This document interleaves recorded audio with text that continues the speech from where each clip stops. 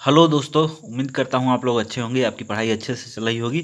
तो पिछले लेक्चर में हम लोगों ने देखा था कि विसरित परावर्तन क्या होता है और फिर वक्र पृष्ठ से परावर्तन। ठीक है, अब उसी वक्र पृष्ठ के परावर्तन का प्रयोग करेंगे हम लोग गोली दर्पण को समझने के लिए। ठीक है, तो अब देखिए गोली दर्पण क्या होता है। तो गोली दर्पण ऐसा दर्पण है जिसमें परावर्तक सतह कैसा होता है, गोलीय रूप में होता है। ठीक है, किस किस रूप में होता है, गोलीय रूप में। अब देखिए गोलीय रूप में दरअसल ये किसी बड़े गोले का भाग होता है जिसका एक हिस्सा क्या होता है, काट लिया जाता है। ठीक है, अब परावर्तक सतह के आधार पे गोली दर्पण क्या होते हैं, दो प्रकार के होते हैं। एक होता है अवतल दर्पण और एक होता है उत्तल दर्पण। ठीक है, तो हम लोग देखते हैं गोली दर्पण क्या है। तो गोली दर्पण क्या है? गोली दर्पण कांच के खोखले गोले का भाग होता है। इसके एक तल पे क्या होता है, पॉलिश लगा होता है और एक सतह कैसा होता है, परावर्तक सतह होता है। यानी एक सतह से क्या होता है, परावर्तन होता है। ठीक है, अब गोली दर्पण दो प्रकार के होते हैं। गोली दर्पण दो प्रकार के होते हैं।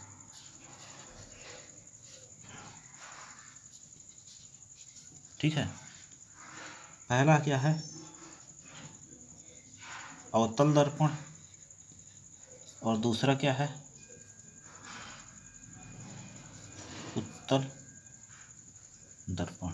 ठीक है, गोली दर्पण दो प्रकार के होते हैं। पहला है अवतल दर्पण और दूसरा क्या है, उत्तल दर्पण। ध्यान से देखिए, खोखले गोले का भाग होता है तो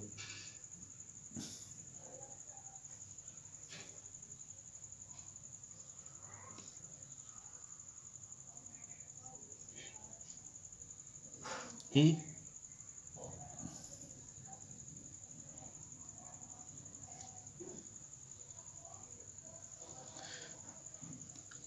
ध्यान से देखिए, यह क्या होता, गोला होता ये पूरे। लेकिन हम क्या किए, इससे ये वाला भाग क्या के लिए काट लिए, ये वाला यहाँ से यहाँ तक वाला भाग क्या करके काट के अलग कर लिए और इधर की ओर क्या किए, पॉलिश कर दिए। ठीक है, क्या कर दिए, पॉलिश कर दिए।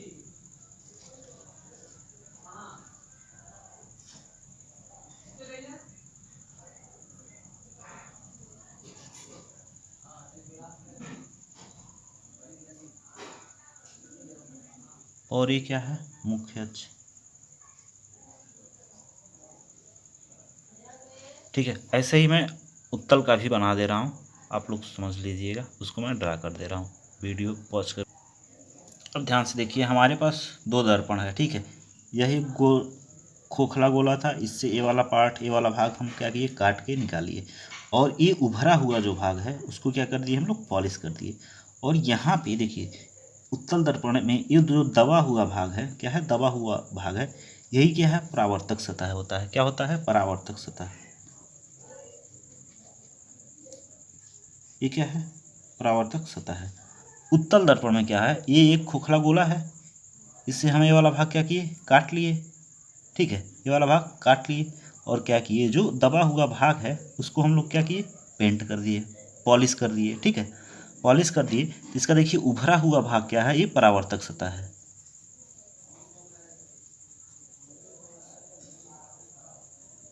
क्या है, परावर्तक सतह है। ठीक है, तो ध्यान से देखिए, अवतल दर्पण में जो दबा हुआ भाग होता है वह क्या होता है, परावर्तक सतह होता है। उत्तल दर्पण में जो उभरा हुआ भाग है वो क्या होता है, परावर्तक सतह होता है। ठीक है, तो अंतर मेरे ख्याल से आप लोगों को समझ में आ गया होगा, अवतल दर्पण क्या है और उत्तल दर्पण क्या है। अवतल दर्पण में जो परावर्तक सतह होता है वो क्या होता है, दबा हुआ भाग होता है, वो क्या होता है, परावर्तक सतह होता है। उत्तल दर्पण जो होता है, उत्तल दर्पण में उभरा हुआ भाग क्या होता है, परावर्तक सतह होता है। ठीक है, तो उत्तल और अवतल दर्पण का अंतर आप लोगों को समझ में आ गया होगा। ठीक है, तो मेरे ख्याल से आप लोग लिख भी लेंगे उत्तल दर्पण और अवतल दर्पण में क्या होता है। अब हम लोग चलते हैं गोली दर्पणों से संबंधित परिभाषाएं। ठीक है, अच्छा ठीक है, मैं उत्तल दर्पण और अवतल दर्पण क्या होता है दो दो लाइन लिखवा दे रहा हूँ आपको।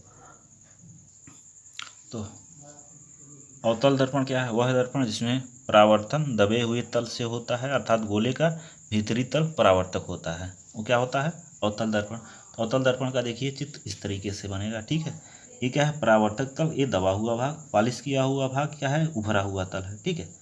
तो आप पॉज करके वीडियो को रोक करके इसको लिख सकते हैं, ठीक है। उत्तल दर्पण में क्या होता है, परावर्तक सतह जो है उभरा हुआ तल होता है, वो परावर्तक सतह होता है, ठीक है।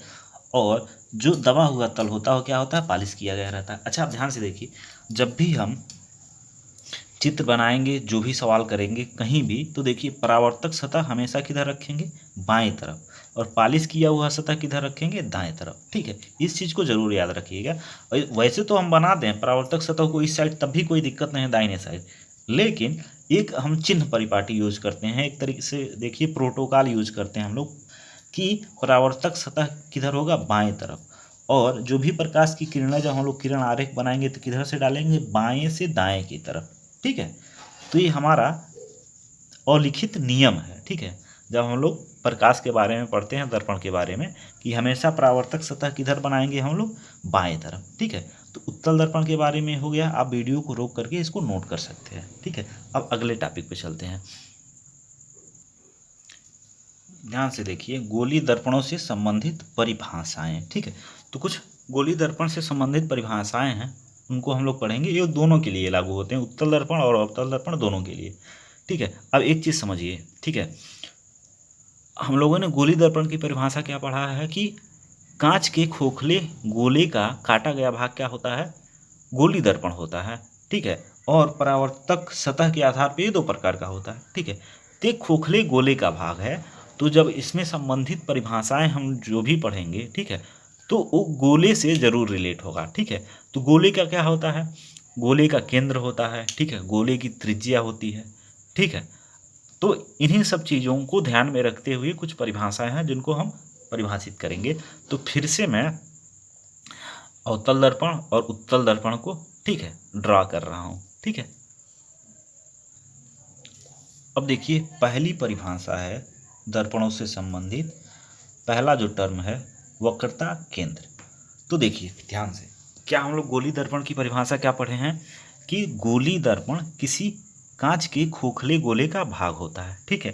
तो कोई भी दर्पण जिस खोखले गोले का भाग होगा, उस गोले के केंद्र को, ठीक है, क्या कहते हैं, वक्रता केंद्र कहते हैं, ठीक है। तो दर्पण जिस खोखले गोले का भाग होता है, उस गोले के केंद्र को हम लोग क्या बोलते हैं, वक्रता केंद्र कहते हैं, ठीक है। अब ध्यान से देखिए, यहाँ पे ये क्या है, अवतल दर्पण है ना हमारा, क्या है, अवतल दर्पण, ये अवतल दर्पण है। तो इसका देखिए,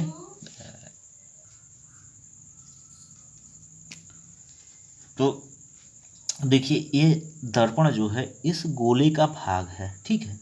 अब देखिए इसका केंद्र यहाँ पे है, तो इस दर्पण का वक्रता केंद्र क्या हो जाएगा, यहाँ पे ये सी हो जाएगा, ठीक है। वैसे ही इस गोले का केंद्र ये है, ठीक है, तो इसका वक्रता केंद्र क्या हो जाएगा, ए वाला हो जाएगा, ठीक है। तो इसको कैसे लिखेंगे, मैं लिख दे रहा हूँ। तो दर्पण जिस कांच के खोखले गोले का भाग होता है, उसके केंद्र को वक्रता केंद्र कहते हैं, और इसे किससे प्रदर्शित करते हैं, कैपिटल सी से। तो देखिए यहाँ पे वक्रता केंद्र अवतल दर्पण में कहाँ, यहाँ पे है, और उत्तल दर्पण में कहाँ है, यहाँ पे है, ठीक है। ये क्या है, वक्रता केंद्र, ठीक है। तो पहला परिभाषा हम लोगों ने क्या देखा, वक्रता केंद्र, ठीक है। दूसरी परिभाषा हमारी वक्रता त्रिज्या। तो वक्रता त्रिज्या क्या है, ठीक है। देखिए, दर्पण खोखले गोले का भाग है ना, तो गोला जो होता है उसका केंद्र है, और प्रत्येक गोले की एक त्रिज्या होती है ना, ठीक है। गोला चाहे ठोस हो या फिर खोखला हो, उसकी क्या होगी, एक त्रिज्या होगी। तो वक्रता त्रिज्या क्या है, तो दर्पण जिस गोले का भाग होता है उसकी त्रिज्या को हम लोग क्या बोलते हैं, वक्रता त्रिज्या कहते हैं, ठीक है। तो दर्पण जिस गोले का भाग होता है उस गोले की त्रिज्या को वक्रता त्रिज्या कहते हैं। अब यहाँ ध्यान से देखिए, यह गोला है, इसकी त्रिज्या केंद्र यहाँ है, केंद्र से परिधि तक, ठीक है, जो दूरी होगी वही क्या होगी, त्रिज्या होगी। तो सीपी जो है यहाँ पे क्या दर्शा रहा है, वक्रता त्रिज्या को। इस चित्र में भी सीपी जो क्या है, ये वक्रता त्रिज्या को दर्शा रहा है, ठीक है। तो वक्रता त्रिज्या क्लियर हो गया होगा, ठीक है।